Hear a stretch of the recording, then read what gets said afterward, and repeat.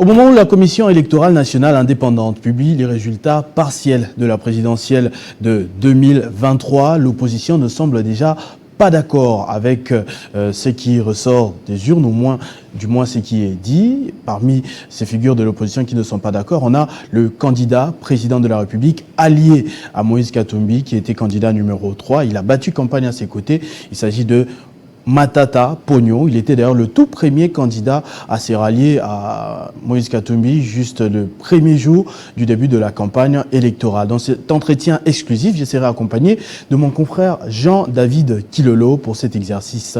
Bonsoir. Bonsoir, Monsieur Matata Ponyo. D'entrée des jeux, on va rentrer vers la campagne électorale. Personnellement, vous avez battu campagne pour Moïse Katumbi. Comment avez-vous trouvé cette opération ? Non, je pense que la campagne électorale s'est très bien passée.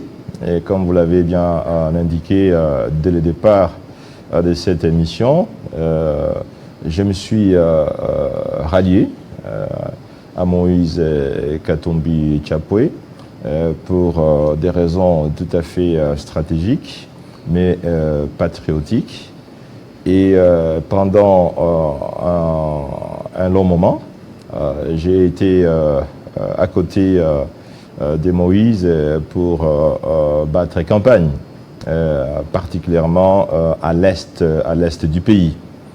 Et l'impression qui s'est dégagée de cette campagne, je l'ai dit, c'est qu'en réalité, il y avait deux poids lourds qui s'est challengé.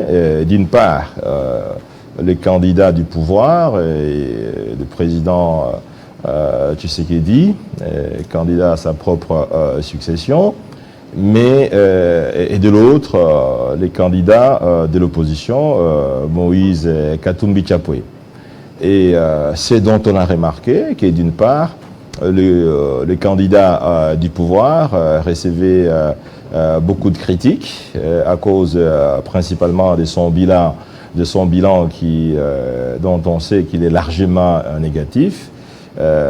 Mais aussi, on a remarqué qu'il y avait très peu de gens à ce meeting. A contrario, nous avons remarqué qu'il y avait autant de monde qui était au rendez-vous des candidats de l'opposition, Moïse Katumbi Tchapoué, et qui l'applaudissaient et qui communiaient avec lui. C'est dire d'une part qu'en fait, il y a eu deux candidats et qui se sont fait remarquer et qui ont d'ailleurs, pour l'essentiel, fait le tour du pays. Ce sont ces deux candidats-là. Et de manière tout à fait figurée, on peut dire que l'un a reçu un carton rouge, c'est le candidat du pouvoir, et l'autre a reçu un carton vert, c'est les candidats de l'opposition. Voilà l'image que cette campagne électorale a donnée au travers le pays. Alors, que ce soit les foules ou les cartons rouges ou verts, on reproche aux deux camps, les deux poids lourds que vous avez cités, de ne pas avoir eu assez de profondeur dans les discours face à la population. On s'est arrêté sur des attaques personnelles, que ce soit dans le camp Katumbi ou le camp Tshisekedi. Est-ce que vous pouvez nous dire, vous personnellement, en tant que grand leader, ce que vous avez dit à la population, les véritables propositions que vous avez amenées à la population pendant cette campagne électorale ? Je pense que s'il y a eu des attaques personnelles, c'est plutôt du côté des candidats au pouvoir. Vous avez suivi des attaques parfois très très personnalisées. Mais je crois que le candidat Moïse Katumbi Tchapoué a eu plutôt l'opportunité de parler de son projet de société, de parler de son programme d'action lorsqu'il disait par exemple qu'il va amener du travail pour lutter contre le chômage. Ça, c'est une action tout à fait pertinente. Lorsqu'il a dit qu'il va amener un programme d'infrastructure pour construire des routes, et je crois que ça, c'est un projet tout à fait socio-économique acceptable. Lorsqu'il dit qu'il va construire des hôpitaux, et je crois que là aussi, c'est quelque chose d'acceptable. Des universités, des centres de santé.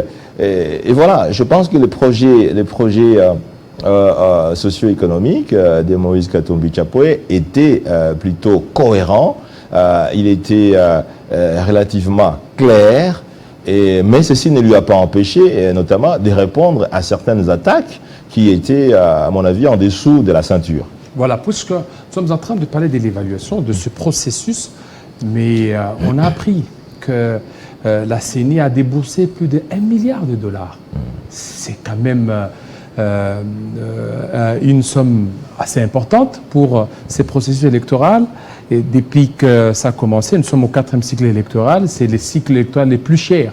Alors comment vous avez certainement trouvé cette somme de 1 milliard 100 000 dollars?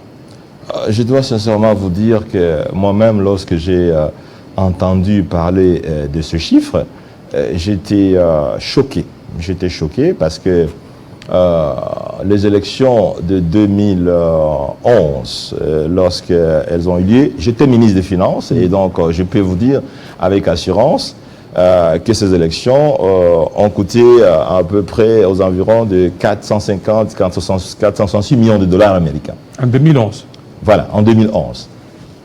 Et en 2018, je n'étais plus au pouvoir et ces élections ont coûté aux environs de 600 millions de dollars américains. Mais 2018. Petite parenthèse juste, oui. Vous n'étiez plus Premier ministre quand c'est arrivé, mais vous avez été Premier ministre pendant les 4 années. Ça se prépare pendant les 4 années ou bien c'est l'année de l'élection qu'on mobilise Non, il faut dire que les élections se préparent pendant toute la durée.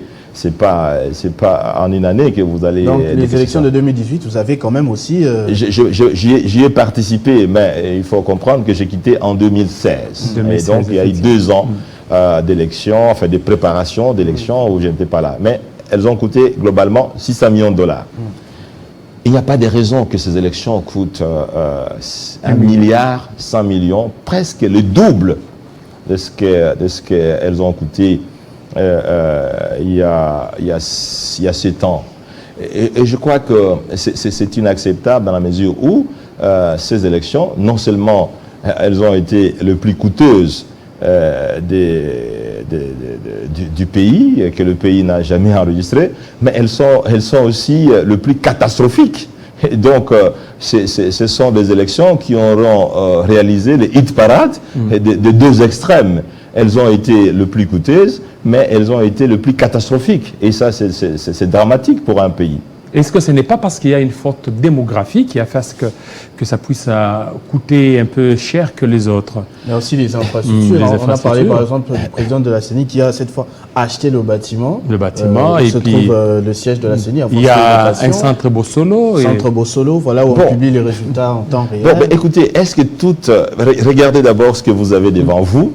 1 milliard 100 millions de dollars américains vous permettent, si ce fonds était investi dans l'acquisition de bus, ça vous permet d'avoir presque 7000 bus. 7000 bus neufs. Ça vous permet d'avoir 12 avions Airbus 320. Aujourd'hui, je vous dis que Congo Airways n'a aucun avion. Et vous savez qu'une compagnie nationale, c'est un instrument de souveraineté et de fierté nationale. Et la Congo Airways a loué 2 avions et qui ne portent pas les flambeaux de la République démocratique du Congo. Ça doit vous faire mal au cœur personnellement. Bon, écoutez, ça doit me faire mal au cœur, comme ça fait mal au cœur à tous les Congolais d'avoir une compagnie nationale qui a des avions, mais qui ne porte pas le flambeau du pays. Et ça peut faire 1100 km de route. C'est-à-dire, si on avait investi 1 milliard 100 millions de dollars, peut-être que la ville de Lubumbashi serait reliée à la ville de Kinshasa aujourd'hui. Et ça peut construire 35 universités modernes et de grandes dimensions. Et donc, vous voyez, Christopher, l'état de gravité des dommages causés à la République lorsque le fonds utilisé pour les élections n'ont pas produit les résultats attendus.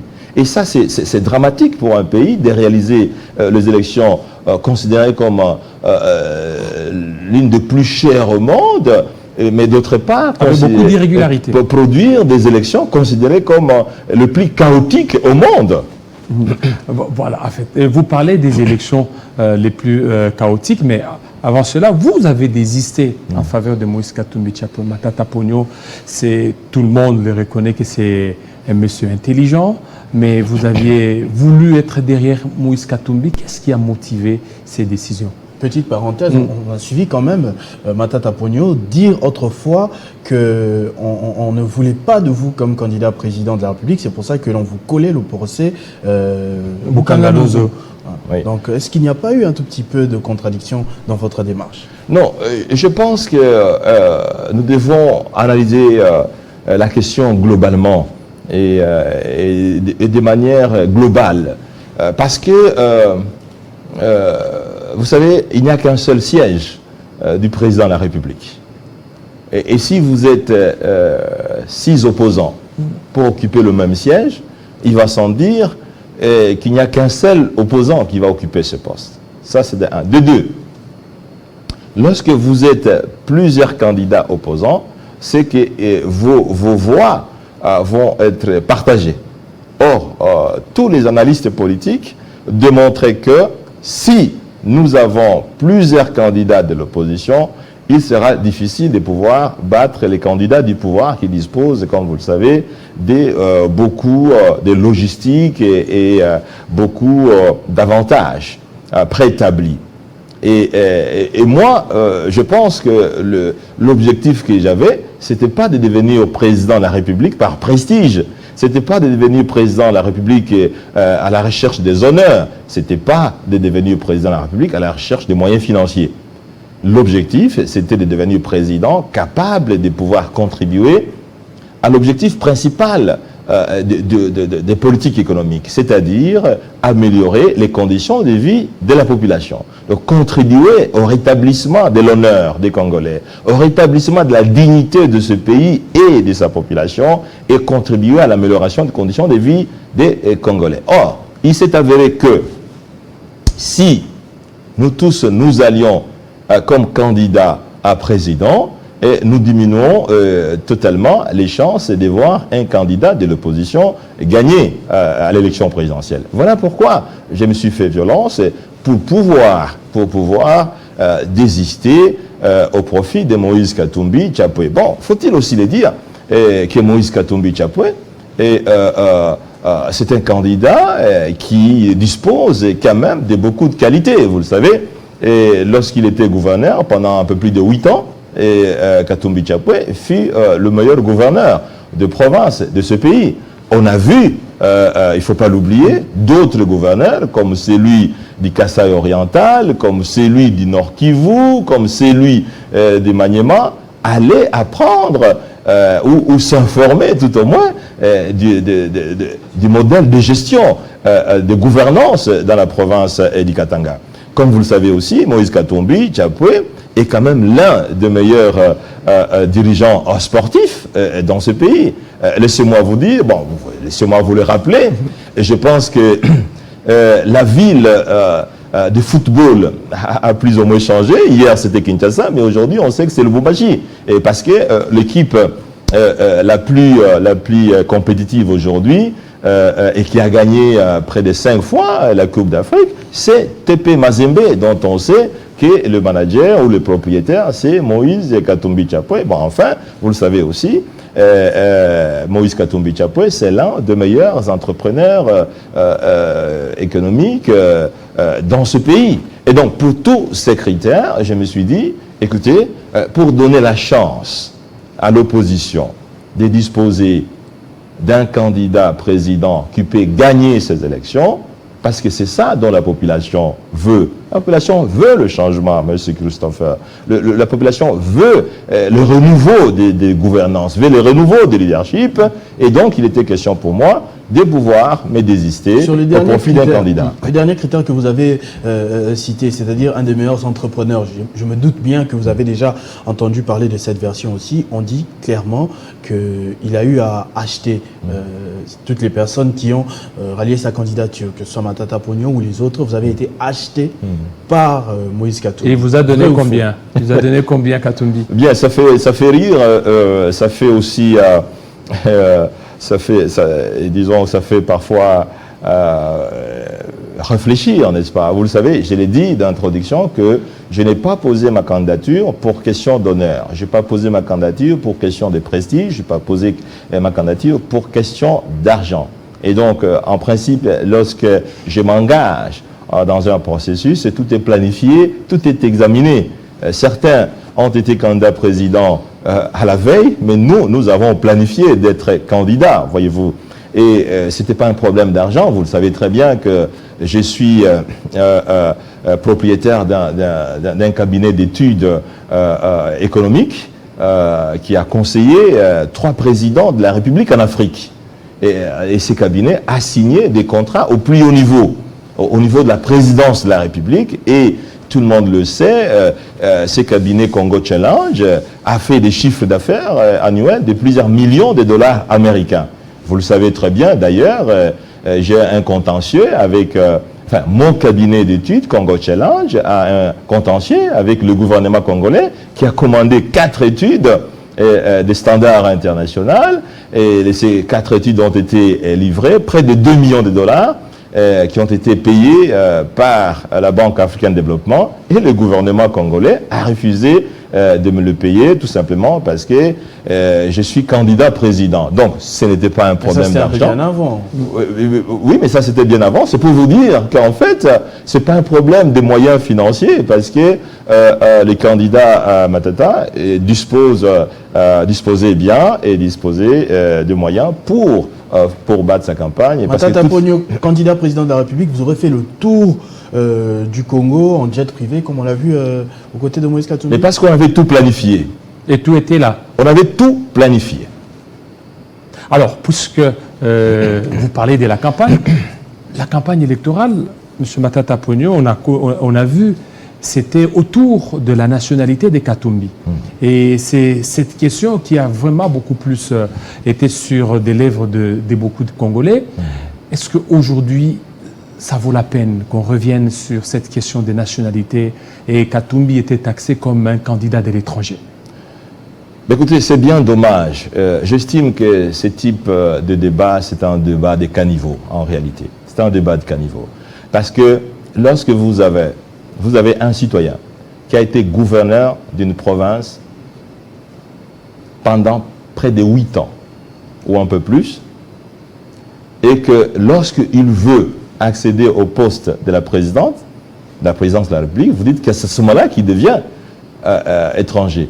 Mais quand il était gouverneur de province, n'était-il pas étranger? C'est la question que tout le monde peut se poser. Pourquoi l'avez-vous laissé devenir président, gouverneur de province? Tout le monde le sait que Moïse Katumbi est des papas, en tout cas occidental, mais des mamans congolaises. Tout le monde le sait. Que dit la Constitution congolaise? La Constitution congolaise dit on est congolais si on est né d'un parent congolais. Or, Moïse Katumbi, sa mère est bien congolaise. Et tout le monde le sait.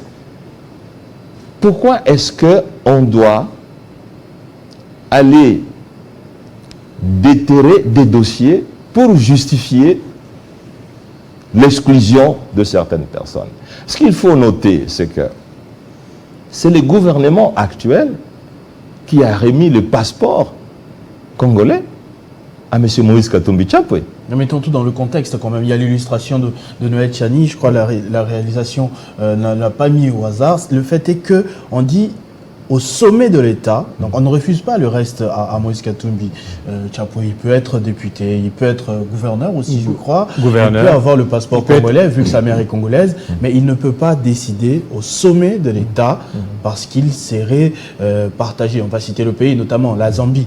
On dit qu'il est congolais et zambien en même temps. S'il y a conflit d'intérêts, il fait quoi? Ce serait plus facile pour lui de réagir s'il était 100% congolais. Peut-être que j'ai mal dit ça. On va laisser Noël Tchani lui-même, comme ça vous allez l'écouter de sa bouche et après on va avoir votre réaction. L'offre politique que j'ai fait pour répondre à cette préoccupation-là, c'est la proposition de loi Tchani de père, de mère. Recevons Monsieur Félix Antoine Tshisekedi Tshilombo.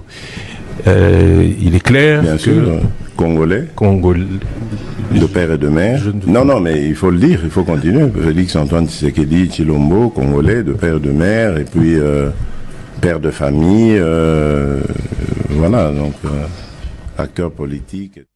Ça, c'est une vidéo de votre équipe qu'on a eue notamment dans les réseaux sociaux. Oui. Vous réagissez comment à cela?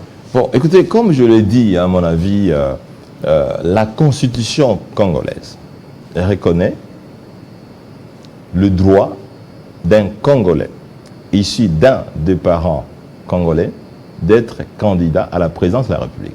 Pour preuve, si ce n'était pas conforme à la Constitution, la candidature de Moïse Katumbi Chapwe serait éliminée à la CENI ou tout au moins à la Cour constitutionnelle. Ça veut dire qu'il a toutes les qualités constitutionnelles de pouvoir briguer à la magistrature suprême. Je dois aussi vous dire en toute sincérité que nous ne devons pas, nous les dirigeants politiques, nous les acteurs politiques, tromper les Congolais. Ou nous ne devons pas abuser de l'attention des Congolais.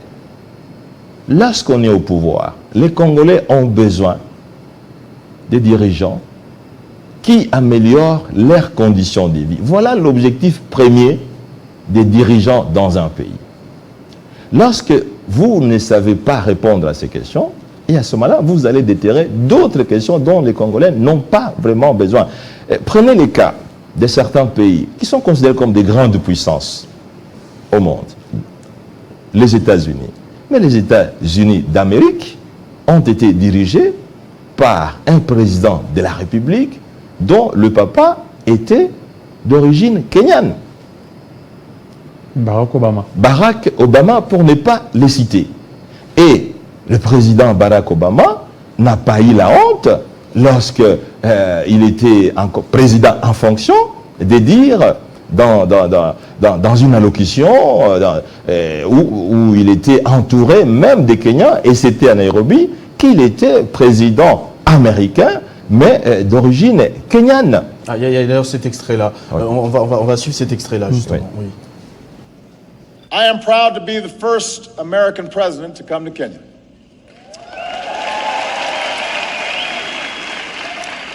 And of course, I'm the first Kenyan American to be president of the United States.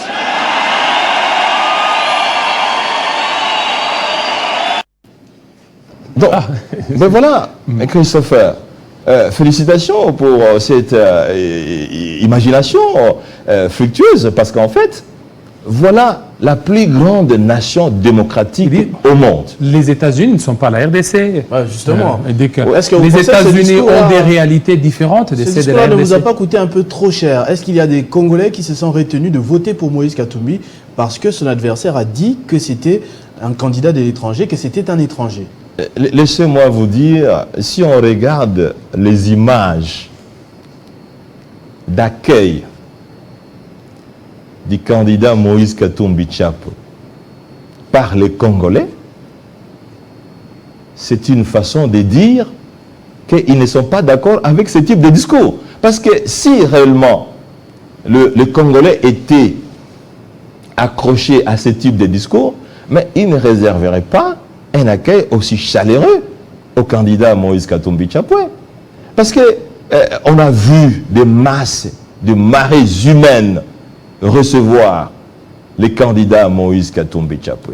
Ceci veut dire qu'ils se reconnaissent en lui, alors qu'on a vu de l'autre côté d'autres candidats ne pas être reçus par la population comme l'était le président, les candidats Moïse Katumbi Chapwe. Est-ce que vous avez monté les images? Après, tout dépend de l'angle de la caméra. Si vous avez monté les images, c'est filmé dans l'image réelle. C'est normal qu'il y ait la foule. Et si le jour de Félix Tshisekedi vous filmez de dos, c'est normal qu'il y ait un vide. Bon, de tous les cas, je pense que chaque candidat a sa propre caméra. Si vous avez une telle caméra, vous allez dire, même si vous filmez de gauche, vous filmez de droite, vous filmez d'en bas, je crois que l'image sera la même. Et c'était des images qui étaient... moi, j'ai reçu le candidat Moïse Katumbi Chapwe à Kindu. Il y avait près de 4 km de foule. 4 km. Près de 4 km de foule. Mais comment vous allez orienter la caméra pour filmer 1 kilomètre? Ou comment vous allez orienter la caméra pour filmer 2 mètres? Non, laissons quand même la vérité triompher. On peut tout dire, et c'est ce que j'ai dit, nous devons éviter les débats de caniveau.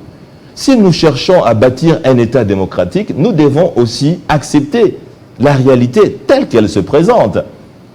Vous ne pouvez pas parler d'un candidat de l'étranger lorsqu'il est accueilli massivement par la population congolaise qui est décidément, Christopher, vous voyez que la population communie avec les candidats présidents. Non seulement la population le reçoit, mais communie avec le candidat. Et je crois, au-delà même de cet exemple du président Obama, qui est de père d'origine kenyane, mais de mère américaine, de souche, mais vous avez un autre exemple qu'on peut vous donner. La Grande-Bretagne, c'est quand même une grande démocratie, une vieille démocratie. Aujourd'hui, la Grande-Bretagne, elle est dirigée par un Premier ministre, Rishi Sunak, un Premier ministre compétent, brillant, dynamique, mais qui n'est pas d'origine britannique, de père ou de mère. On sait très bien que Rishi Sunak, son père, il est d'origine indienne, sa mère est d'origine indienne, et les deux d'ailleurs sont nés en Afrique. Et avant de pouvoir rejoindre la Grande-Bretagne, et d'où est né leur fils, mais cet homme qui n'est pas blanc d'origine, mais dirige l'une des plus grandes nations du monde aujourd'hui. Et il le fait avec compétence et avec brillante, à la grande satisfaction. Je crois, sans vouloir minimiser le débat constitutionnel des nationalités, je ne voudrais pas qu'il y ait un candidat président qui postule et qui devienne président en violation de la Constitution. Mais ce que nous devons savoir, dans le fond, que vous soyez président d'origine ou de père et de mère congolaise, que vous soyez candidat ou président de pères congolais ou de mères non congolaises, c'est dont les Congolais cherchent. C'est l'amélioration de leurs conditions de vie.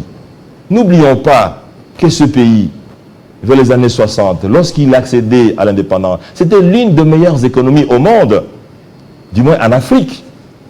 Mais elle était dirigée par des Belges. Mais aujourd'hui, 62 ans après, ce pays dirigé par des Congolais, des pères ou des mères.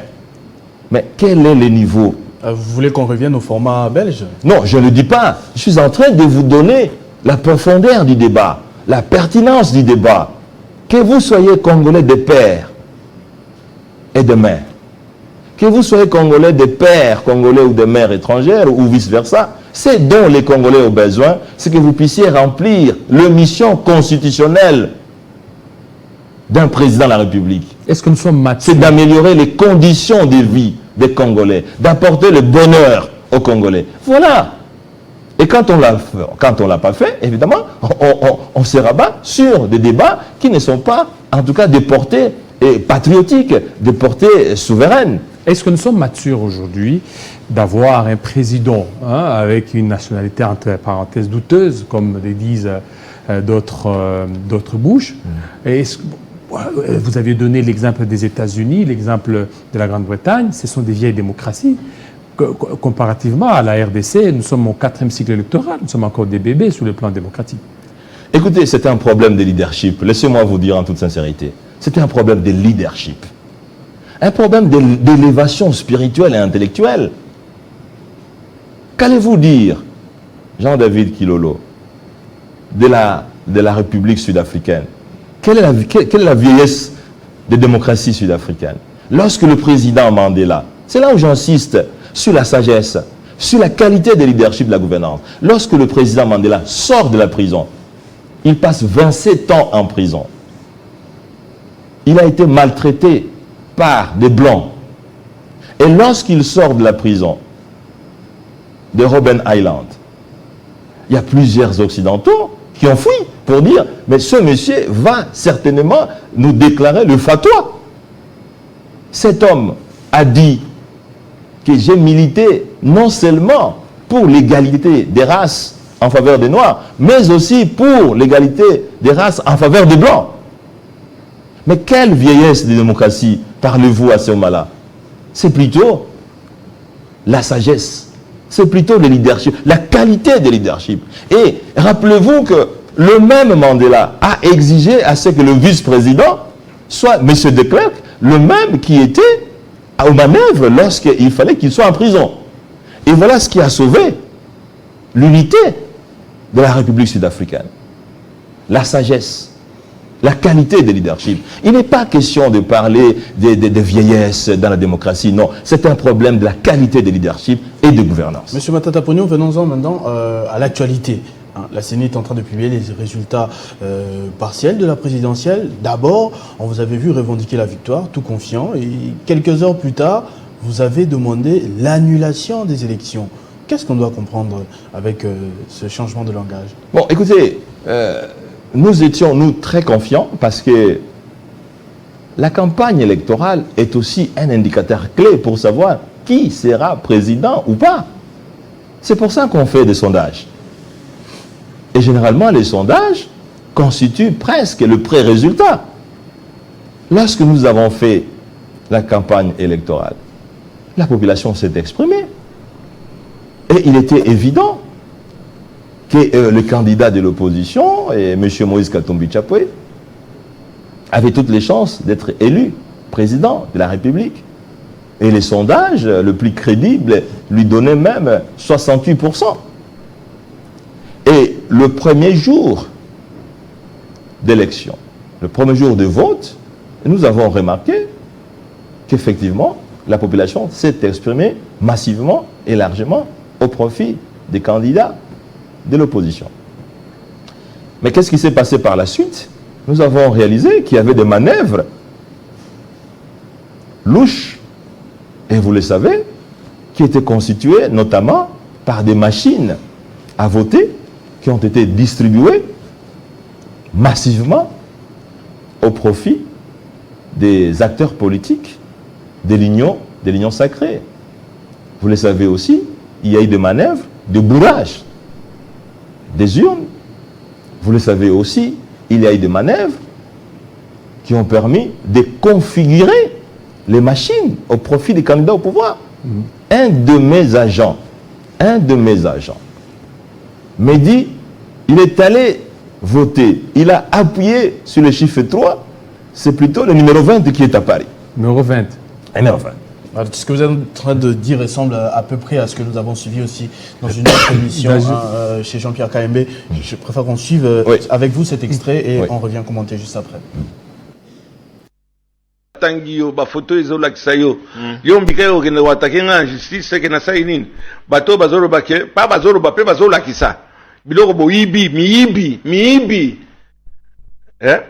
bokolo bake voluka nga des pouces sur la tête à partir à lundi na okata suki yango to la pou yango so bo ici nini mais voilà toujours avec un peu d'humour un brin d'humour comme vous l'avez fait bien liste to comme na suka liste exactement na sai liste moi na tota la télévision nga na bangi na kobima na bimita damsu ba moni bango eza na ba centre eza ba nini na landi Pepito batangi Bengama batangi école na kutu preuve à l'appui toza na ba extrait bazo tinela ngai central o mutinyo samoni ge azali na image document botinela nga na 081 990 755 hein 04 donc 0812 081 990 75 55 Tokei Bengama école Francis école Bengama Tokei Monsieur Kalonji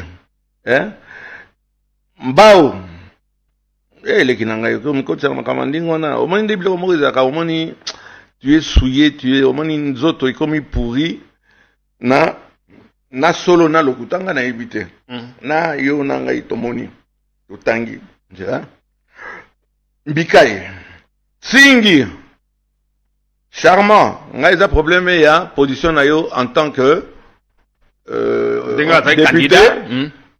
député candidat na kati ya école na yo moko avec ton directeur on a son nom monsieur Sogina Ntozanango le CENI Pazanango Lukula si Jean-Marie les qui n'engaient au bois qu'il en a ta sincérité hein après ça pas ta machine à voter moko il va pas moi d'engager hein au protéger ngai na misa to ba pesi yo ka unika mon vieux ya ko attention il faut un stabilisateur machine à bateau et kamata et bien José Noël Cheke, Badi Bangassami, le sénateur, je suis très ami avec son frère.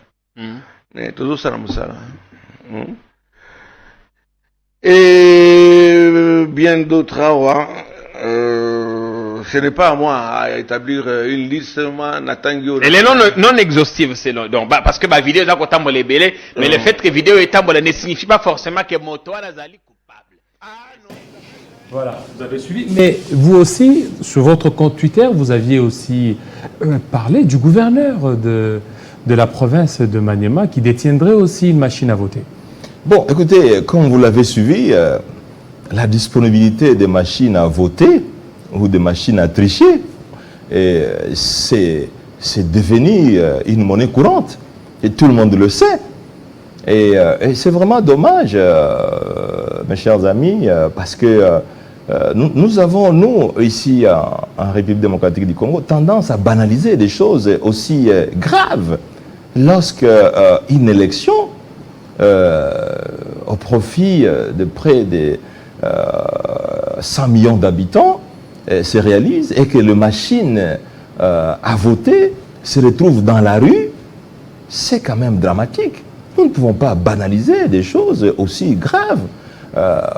C'est un peu l'image d'un professeur d'université qui administre un questionnaire dans une salle de classe de 500 personnes, de 500 étudiants, et il n'y a que 300 étudiants dans la salle, et 200 sont en train de passer l'examen dans la cour, avec un questionnaire qui a circulé un mois avant, ou plusieurs semaines avant. Et à la fin de l'examen, le professeur récolte les copies à la fois se trouvant dans la salle de classe et se trouvant en dehors de la classe pour ceux qui ont disposé des questionnaires plusieurs semaines avant. Dites-moi, messieurs les journalistes, si cet examen-là n'est pas annulé, qui va prendre au sérieux ce professeur d'université?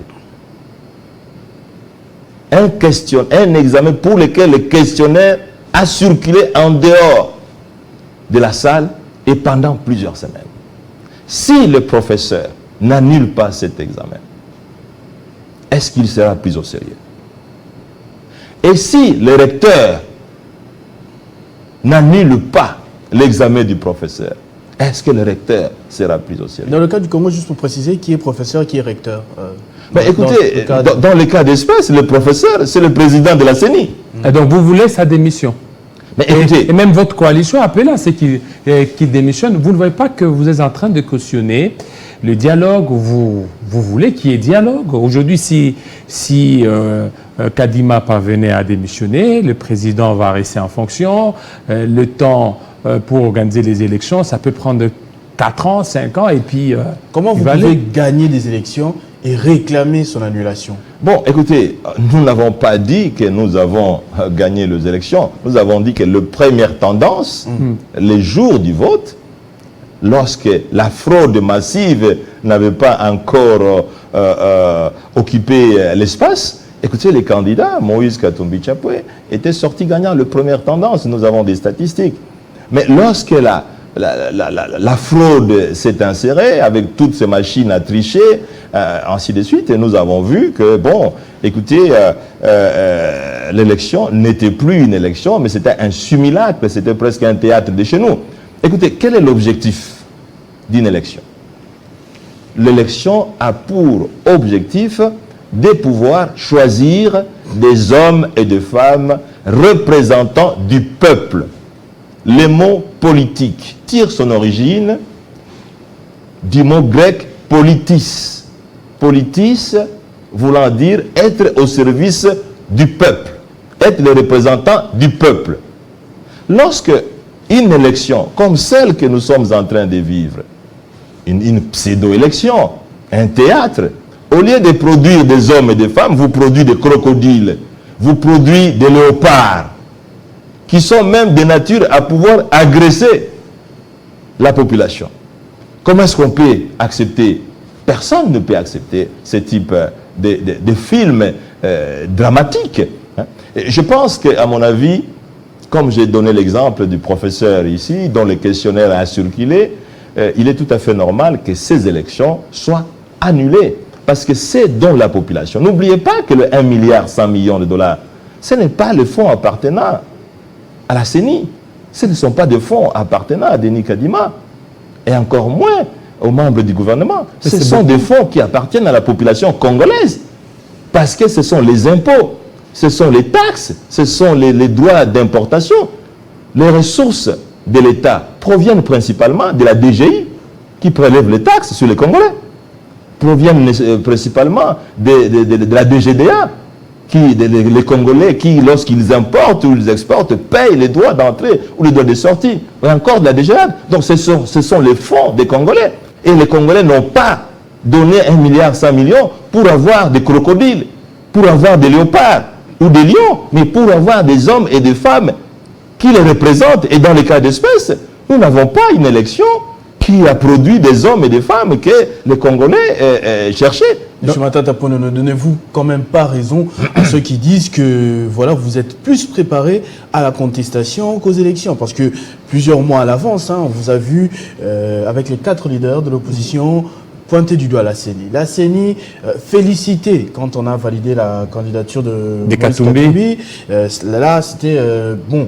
Côté CENI, vous avez applaudi. Même votre candidature aussi, parce que vous avez applaudi. Beaucoup de gens avaient quand même des doutes. Oui. Vous avez applaudi. Là, à ce niveau, la CENI était correcte. Aujourd'hui, la CENI publie à peine quelques circonscriptions. C'est même pas encore la moitié. Vous criez à la tricherie. Bon, Christopher, j'ai l'impression que vous avez des trous de mémoire. Parce que l'opposition n'a jamais félicité la CENI pour un processus électoral. Pas pour le processus électoral, oui. pour la validation de la candidature de Moïse Katumbi. De vos candidatures. Mais vous le savez pourquoi? Parce que vous le savez très bien que le pouvoir était décidé d'éliminer la candidature de M. Matata et de Moïse Katumbi. C'est un secret de polichinelle. Nous sommes les 2 seuls candidats qui avons été l'objet des processus ou des mécanismes d'exclusion. Moïse Katumbi pour question de sa nationalité et M. Matata pour question d'un procès bidon sur les dossiers Bukangalonzo. Vous le savez très bien parce que vous êtes quand même dans ce pays. Et donc, il était tout à fait normal que la population fasse un ouf de soulagement parce qu'en fait, en effet, tout le monde savait qu'on voulait bien que Matata ne soit pas candidat président, on voulait bien que Moïse Katumbi ne soit pas candidat président. Et vous ne le dites pas, aujourd'hui, on annule les élections, oui. On fait quoi? Mais écoutez, il faut d'abord que cette CENI soit dissoute. Vous savez très bien que cette CENI a été constituée en violation de la Constitution. Tout le monde le sait. Si vous êtes un journaliste professionnel, vous savez que cette CENI n'a pas été constitué conformément. Mais cela ne vous a pas empêché de vous présenter là-bas pour déposer votre candidature. Mais nous avons déposé la candidature justement, mais tout en disant que la CENI fonctionne en marge de la loi. Nous l'avons dit. Et laissez-moi vous dire que les jours qu'il y a eu concertation entre la CENI et les candidats présidents, la même question a été posée au président de la CENI. La CENI est-elle capable de pouvoir organiser les élections dans les délais? Le président de la CENI a dit oui. Mais aujourd'hui, est-ce que vous savez que jusqu'aujourd'hui, nous parlons avec vous, les gens sont encore en train de voter? Mais c'est anticonstitutionnel. Les élections se réalisent en une journée. Alors vous ne voyez pas... Mais une élection qui se réalise pendant une semaine, ce n'est plus une élection. Et vous pouvez vous imaginer, en termes d'image, un examen d'un cours à l'université qui se passe le lundi, les gens ont remis des copies et des réponses. Il y a d'autres qui font le même examen 4 jours après, alors que les réponses sont déjà connues. Est-ce que c'est un examen, ça? Aujourd'hui, on est tenté de publier, M. Christopher, pour être concret, on est tenté de publier les résultats et les tendances. Mais pendant ce temps, il y a d'autres Congolais qui sont en train de voter, tout en sachant quelles sont les tendances qui se dégagent. Est-ce que ça, c'est encore une élection? Ce n'est pas une élection. Ça ressemble à un théâtre de chez nous. Maintenant, annuler, c'est une aubaine pour le chef de l'État, Félix Tshisekedi. ça sera une occasion pour lui de prolonger, de continuer, et puis ça sera un dialogue, une transition. Comme on disait à l'époque, jusqu'à l'installation, 5 ans de transition, et puis encore organiser les élections. Il risque même de faire 15 ans au pouvoir. Non, mais non, il ne faut pas exagérer. Je pense que les élections viennent d'être organisées de manière tout à fait chaotique, comme les disent plusieurs journalistes. Vous savez, ces élections, il y a même un de vos confrères qui a qualifié du chaos du siècle de toutes les élections de la RDC. Et, évidemment, le siècle a commencé en 2000. Et on n'a jamais eu des élections comme celles qu'on a eues. C'est chaotique. Je ne pense pas qu'on puisse prendre beaucoup de temps parce qu'en principe, tous les systèmes, toute la logistique et tous les mécanismes ont été montés. J'imagine qu'on a déjà dépassé 1,1 milliard. Vous dites que c'est trop. Oui. Si on recommence, c'est jeter l'argent par la fenêtre. Cet argent. Bon, écoutez, dans tous les cas, les 1,1 milliard n'ont pas produit les résultats attendus. Faut-il que je le répète? Au lieu de produire des hommes et des femmes qui représentent le peuple, ces élections vont produire des caïmans, des crocodiles et des léopards. Et vous ne demandez pas les dialogues, ça? Ce n'est pas... Non, c'est pas une manière de dialoguer, de dire... Non, nous ne demandons pas les dialogues. Vous n'avez pas vu un communiqué qui demande les dialogues. Nous avons dit que les élections soient reprises, que les élections soient annulées et qu'elles soient reprises. Et cela peut se faire dans le bureau quasi. Cela peut se faire... Évidemment. Mais évidemment. Quelqu'un qui est allé pêcher des crocodiles, vous allez lui demander encore d'être à la manœuvre. Non, je ne pense pas. Et là, on rentre au niveau de l'Assemblée nationale, les confessions religieuses, on constitue un bureau de la CENI à 0. Vous estimez toute cette opération en combien de temps Non, écoutez, ça, c'est ce qu'on appelle la cordonnerie. Ici, il est question de pouvoir sanctionner ceux qui ne méritent pas d'être aux fonctions qu'ils assument. Voilà. Prenons aussi les nouvelles quand même de Matata Ponyo au niveau de la députation nationale, parce que c'est vrai que vous avez désisté en faveur de Moïse Katumbi à l'élection présidentielle, mais vous êtes quand même resté candidat député national à la circonscription des Kindu. Effectivement. Quant à cette élection-là, vous êtes confiant à ce jour? Ça s'est bien passé? Vos témoins, ils vous ont rapporté quoi? Non, bah écoutez, tout le monde sait ce que je pèse dans la province du Maniema. On vous a même appelé docteur dollar. Ben oui, bon, évidemment, on m'appelle le docteur du dollar, tout simplement parce que la population se rappelle que quand j'étais Premier ministre et ministre des Finances, j'ai stabilisé de manière tout à fait exceptionnelle les taux d'échange du dollar par rapport, disons, du franc congolais par rapport au dollar américain. Et ça, je pense que les Congolais ne l'oublient pas. Et, partout nous sommes passés avec le candidat Moïse Katumbi Chapwe. Moi-même, j'étais étonné parce qu'il y a des endroits où je n'ai jamais été, à l'intérieur du pays. Mais tout le monde s'est rappelé que j'étais le docteur du dollar américain. D'une part, la population décriait certains responsables quant à leur incapacité à pouvoir stabiliser les taux d'échange. Mais de l'autre, on s'est rappelé du docteur du dollar. J'étais surnommé comme ça, les docteurs du dollar américain. Bon, qu'à cela ne tienne, ça c'est le point de vue de la population pour dire que la mémoire populaire, elle est parfois forte qu'on le croit. Vous savez que vous n'êtes pas le seul à revendiquer cet exploit. Il y a également le Premier ministre Adolphe Muzito qui revendique le fait d'avoir stabilisé la monnaie en son temps.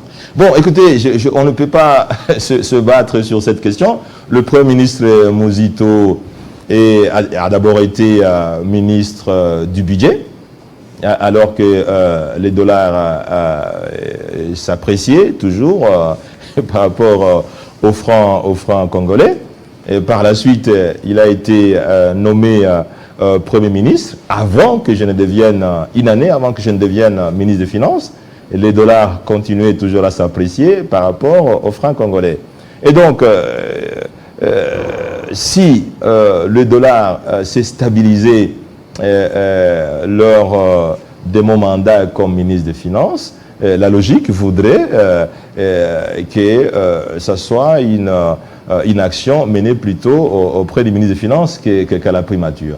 Et puis, je suis devenu Premier ministre, et vous savez, le dollar est resté emblématiquement autour des 920, 924 francs congolais, les dollars.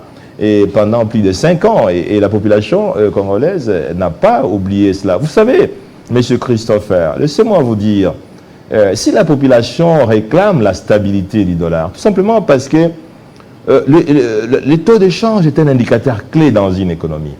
Lorsque le taux d'échange est stable, c'est que l'économie fonctionne comme il faut.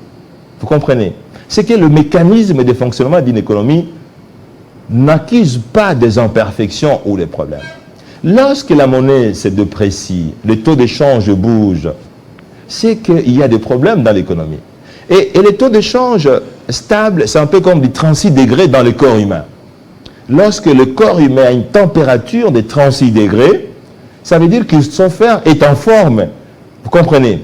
Lorsque la température monte, c'est-à-dire que vous ne disposez pas de tout le potentiel pour exercer. Et les signes de la stabilité du taux d'échange, on l'a vu, ça a permis à la RDC de réaliser des performances socio-économiques. C'est la période où nous avons réalisé les taux de croissance moyens au cours de 5 ans qui avoisinaient le 7%, qui était pratiquement les taux de croissance économique le plus élevé depuis 1960. Et laissez-moi vous dire qu'en 2014, le PNUD, qui est l'organe des Nations Unies, était étonné de voir que la République démocratique du Congo, pour la première fois, faisait le gap de 11 points dans le classement de l'indice de développement humain. C'est pour dire que la RDC venait de réaliser le progrès socio-économique et du point de vue de l'amélioration des conditions de vie des Congolais. Vous voyez-vous? Et donc ça, c'est un élément clé. Si vous voyez la population parler du taux d'échange, réellement, elle sait de quoi elle parle. Mais est-ce que cette expérience, pour que vous puissiez faire bénéficier cela aux Congolais, vous devez absolument être président de la République, ministre des Finances ou Premier ministre? Est-ce que Matata Ponyo, aujourd'hui, est prêt à travailler avec, je ne sais pas, peut-être Félix Tshisekedi, ne serait-ce que conseiller, ou Samalou Kondé, ou Nicolas Kazadi, lui dire sa formule magique qui avait soulagé les Congolais en ce temps-là, pour l'amour du Congo? Vous êtes prêt à travailler avec... Bon, écoutez, cette question m'a été posée à Matadi. Un Matadien me voit, est très étonné de me voir à Matadi et m'appelle pour dire « Monsieur Matata, vous êtes le docteur du dollar. Le gouvernement actuel est incapable de stabiliser le franc congolais par rapport au dollar. Pouvez-vous accepter de travailler avec le président Tshisekedi ?» Curieux d'entendre votre réponse. Je lui ai dit, pour que vous puissiez travailler avec quelqu'un, faut-il qu'il vous le demande? Monsieur Christopher, je ne peux pas venir m'imposer chez vous pour dire, Monsieur Christopher, je dois travailler avec vous. Deuxièmement, pour que la demande soit acceptée, il faut qu'elle remplisse les conditions, n'est-ce pas? J'ai travaillé avec le président Joseph Kabila Kabange. Il a voulu qu'on stabilise les cadres macroéconomiques. Il m'a donné les atouts. Vous comprenez, Jean-David Kilolo?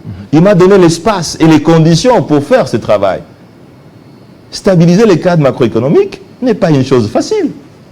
Ce n'est pas parce qu'on a un doctorat en économie, ce n'est pas parce qu'on a été au Fonds monétaire, on a été à la Banque mondiale.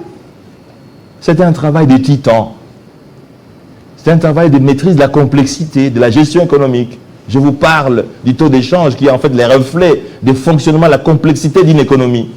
De la même façon que la température 36 degrés reflète l'harmonie de la complexité du corps humain.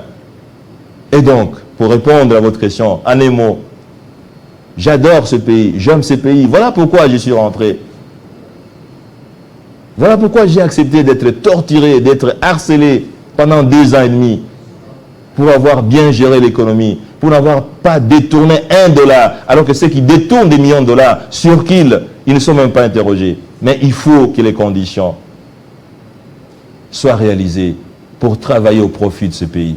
Un pays merveilleux, un pays qui a tout eu, mais qui souffre d'un déficit chronique de leadership et de gouvernance. Voilà, maintenant aujourd'hui, il y a déjà l'écart, il y a le score du président Félix Tshisekedi. Qu'est-ce que vous pouvez donner comme conseil à ceux qui ont participé au processus électoral? Les conseils que je peux donner, d'abord à la CENI, c'est que ces élections doivent être annulées. Elles sont qualifiées de chaotiques, non pas par moi, mais par des spécialistes en la matière. Certains de vos collègues journalistes, vous l'avez certainement entendu, parlent des élections chaotiques. Quelque chose de chaos ne peut pas produire quelque chose de bien.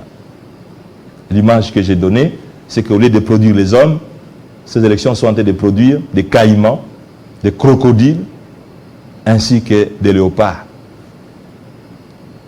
Première recommandation. Deuxième recommandation, je pense que le gouvernement n'a pas besoin de pouvoir entériner ce type de processus qui fait la honte de l'ensemble du pays. Y compris de vous-même, parce que vous êtes des Congolais comme moi. Et ces élections sont congolaises. Elles sont qualifiées de chaotiques, elles sont qualifiées de honteuses. Je ne pense pas que le gouvernement a un intérêt de pouvoir entériner ce type d'élections. À la population congolaise, je crois qu'elle a droit de revendiquer, conformément à l'article 64 de la Constitution, qui donne le pouvoir aux Congolais de pouvoir réclamer ce droit. Et je crois que ces élections, comme tout le monde le sait, ne répondent pas aux exigences constitutionnelles. Et donc, il faut que la population congolaise réclame ce droit. Le droit des Congolais, c'est d'avoir des dirigeants qui les représentent. Et les dirigeants qui les représentent, c'est des dirigeants qui ont été élus par le peuple. Les dirigeants qui ont été choisis par le peuple. Aux autres, la société civile, les églises, nous recommandons aussi à toutes ces institutions, à toutes ces entités, à toutes ces corporations, de veiller à ce que la honte ne soit pas bue, à ce que les déshonneurs ne puissent pas être officialisés, que nous puissions nous rattraper pour dire tout au moins ça a été chaotique, mais ça n'a pas été confirmé. Et à toutes les institutions républicaines. Parce qu'aujourd'hui, M. Christophe, tout le monde sait que les machines ont circulé. Mais on n'a pas encore vu l'intervention de la justice pour au moins se saisir des dossiers. Le machine a voté pilule dans la rue. Mais on n'a pas encore vu l'implication de la justice. Donc, en résumé, je demande à ce que toutes les institutions, à leur niveau respectif, qu'elles interviennent pour que ce type de théâtre chaotique puisse être, à mon avis, évacué et que l'État retrouve son honneur et sa dignité. Et la population ne va pas nous pardonner si on ne pose pas cette petite question, peut-être pour terminer. On dit que vous aviez contacté un cabinet russe pour tripatouiller les résultats. Heureusement que vous êtes là. Mais comment est-ce qu'on peut contacter un cabinet russe pour tripatouiller les résultats alors que les résultats sont tripatouillés à l'intérieur? Donc c'est faux? Je vous pose la question. Les résultats sont tripatouillés à l'intérieur. Quand vous appuyez sur le candidat numéro 3, c'est notre numéro qui apparaît. Ça, c'est le cabinet russe. Quand vous trouvez les machines à voter dans les maisons des candidats de l'Union sacrée, ça, c'est la Russie. Quand on fait le bourrage des urnes, ça, c'est la Russie. Non.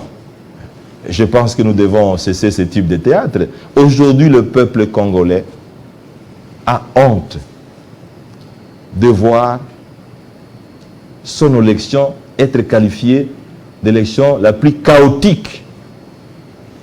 Ça fait la honte d'être congolais face à ce type de qualificatif d'élection. Je crois que nous devons nous ressaisir. Il n'est pas tard pour nous ressaisir.